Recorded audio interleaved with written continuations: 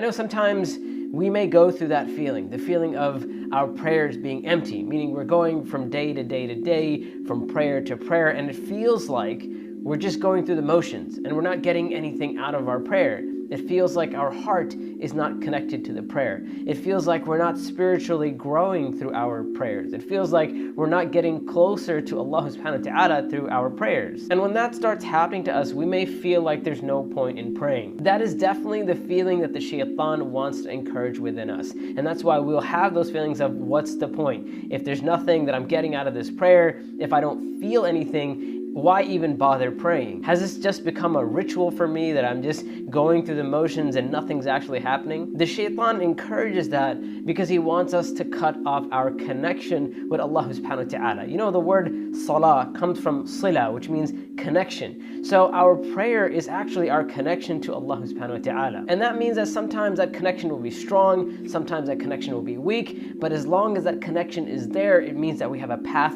to Allah. Once we stop praying or once we quit the prayer, it means that connection has been cut off. And that is why it is important to keep that connection open and alive, even if we're not feeling anything. On top of that, I don't even necessarily agree with the term empty prayer, because I don't believe any prayer is truly empty. Even though it may feel empty, it is never truly empty. The fact that we are purposefully, with the correct intention, going through the motions, it means that there is something there within our prayer. And even a little bit can go a very long way. Maybe 99% of our prayer is empty, but there's that 1% in which our heart is connected to Allah. And who are we to say that that 1% is something that we don't need? Who are we to belittle any deed? Maybe that 1% is enough to forgive us. Maybe we come on the day of judgment and we are grateful that we had that 1%. We all know the story of the woman who was forgiven for all of her sins because she gave water to a thirsty dog. You look at that action on face value and it may not seem like that big of a deal compared to all of her sins,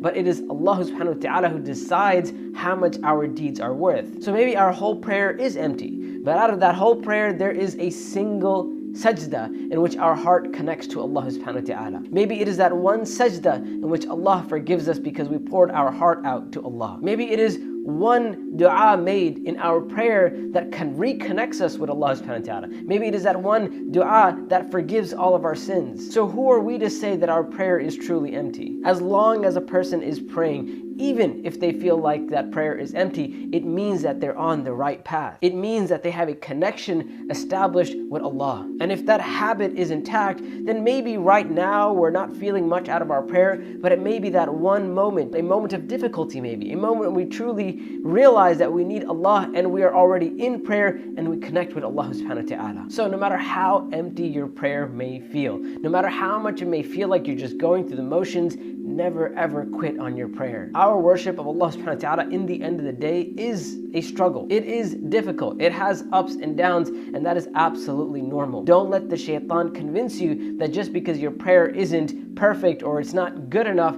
that you should let it go. By that logic, none of us would do any acts of worship because none of our acts of worship are actually perfect. But the point is that we keep trying. The point is that we keep going. The point is that we have that connection established with Allah. And Allah subhanahu wa ta'ala knows best. We ask Allah subhanahu wa ta'ala to give us patience and perseverance in worshiping Allah. And we ask Allah subhanahu wa ta'ala to keep our hearts firm no matter what is happening around us. Allahumma ameen.